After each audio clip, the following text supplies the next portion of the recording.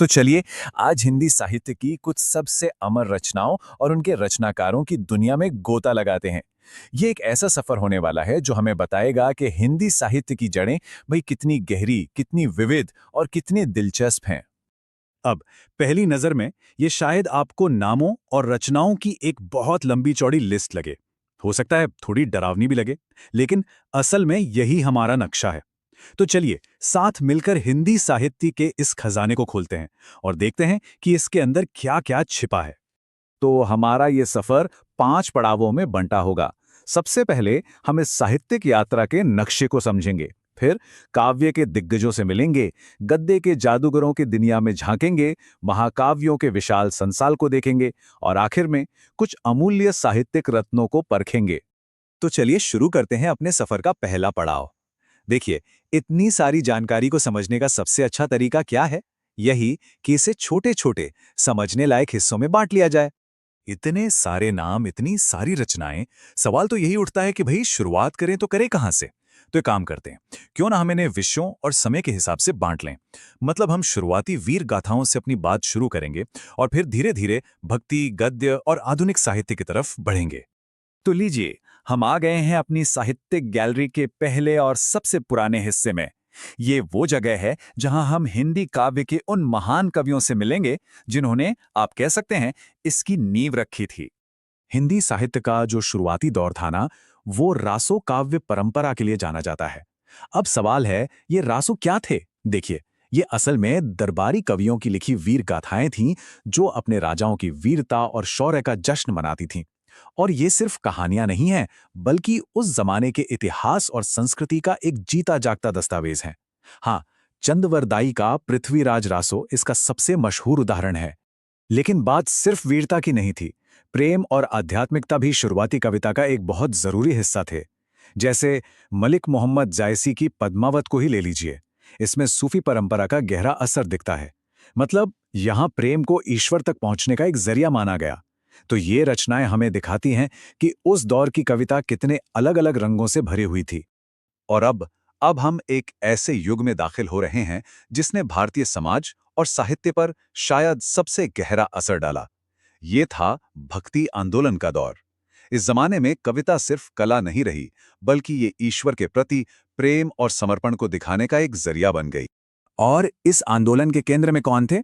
कबीर और सूरदास जैसे महान कवि। देखिए, कबीर ने अपनी साखी और सबद के जरिए समाज की बुराइयों पर सीधी चोट की, तो दूसरी तरफ सूरदास ने सूरसागर में कृष्ण की बाल लीलाओं का ऐसा दिल छू लेने वाला वर्णन किया कि वो आज भी लोगों की जुबान पर है। असल में इनकी कविता ने ही साहित्य को मंदिरों और दरबारों से निकालकर आम लोगों के बीच पहुंचाया। तो देखिए, कविता ने जहां भावनाओं को आवाज दी, वहीं गद्य यानी प्रोज ने समाज की सच्चाई को कहानी का रूप दिया। तो चलिए कविता की दुनिया से निकलकर अब अपनी यात्रा के अगले हिस्से में चलते हैं, जहां हम हिंदी कहानी, उपन्यास और नाटक को गढ़ने वाले लेखकों से मिलेंगे। यहाँ एक बहुत ही दिलचस्प सवाल उठता है। क्या किसी को पता है कि हिंदी साहित्य में उपन्यास सम्राट किसे कहा जाता है? सोचिए जरा। वो कौन सा लेखक है जिसने अपनी कलम से भारतीय समाज का पूरा नक्शा ही बदल के रख दिया? जी हाँ, वो है मुंशी प्रेमचंद। उनके उपन्यास जैसे गोदान, गबन और निर्मला, ये सिर्फ कहानियां नहीं हैं, बल्कि अपने समय के समाज का एक सच्चा आईना है। प्रेमचंद ने क्या किया? उन्होंने गांव के आम किसान, गरीब और शोषित लोगों के संघर्ष को अपनी लेखनी का विषय बनाया और उनके किरदारों को इतनी सच्चाई से गढ़ा कि वो आज भी एकदम जिंदा लगते हैं। लेकिन ठहरिए, प्रेमचंद से भी पहले गद्य की नींव रखने का काम शुरू हो चुका था। इंशाअल्लाह खां की रानी केतके की कहानी और लल्लू लाल के प्रेम सागर जैसी रचनाओं ने खड़ी बोली में गद्य का रास्ता तैयार किया। और जानते हैं, ये वही खड़ी बोली है जो आज की स्टैंडर्ड हिंदी का आधार है। और हाँ, एक और जरूरी बात, लाला श्रीनिवास दास के परीक्षा गुरु को हिंदी का पहला उपन्यास होने का सम्मान मिला हुआ है। चलिए, अब हम अपने इस साहित्यिक संग्रहालय के सबसे भव्य, सबसे शानदार हॉल में चलते हैं। ये हॉल उन महाकाव्यों को समर्पित है जिन्हें हम हिंदी साहित्य का मजबूत स्तंभ कह सकते हैं। और इस हॉल के ठीक बीचों बीच है गोस्वामी तुलसीदास का रामचरितमानस, ये सिर्फ एक महाकाव्य नहीं है।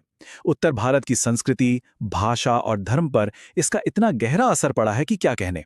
इसकी सीधी सरल अवधी भाषा ने इसे करोड़ों लोगों तक पहुंचाया और ये आस्था और जीवन दर्शन का एक अटूट स्रोत बन गया। पर रामचरितमानस अकेला नहीं है।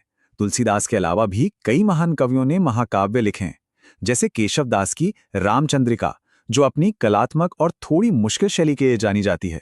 वहीं मैथिली शरण गुप्त का साकेत और जयशंकर प्रसाद की कामायनी ये आधुनिक युग के शानदार महाकाव्य हैं। ये सिर्फ कहानी नहीं कहते, बल्कि गहरे दार्शनिक सवाल भी उठाते हैं।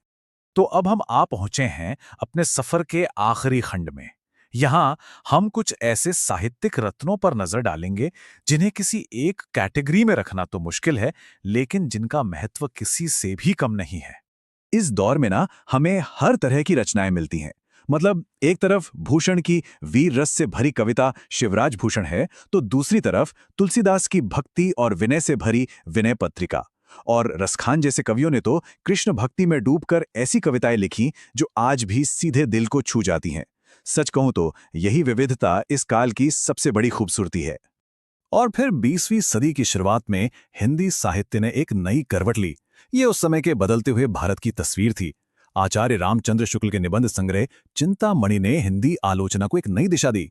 और हरिवंश राय बच्चन की मधुशाला, अरे उसने तो लोकप्रियता के सारे रिकॉर्ड ही तोड़ दिए।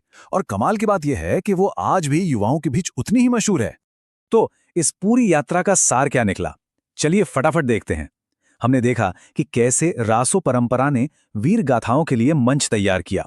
फिर आए सूरदास, तुलसीदास और कबीर जैसे भक्त कवि, जिन्होंने साहित्य को आध्यात्मिकता और आम लोगों से जोड़ा। इसके बाद प्रेमचंद और भारतेंदु जैसे लेखकों ने हिंदी गद्य को एक नई पहचान दी। और आखिर में प्रसाद और बच्चन जैसे आधुनिक लेखकों ने इसे नई ऊंचाइयों तक पहुंचाया।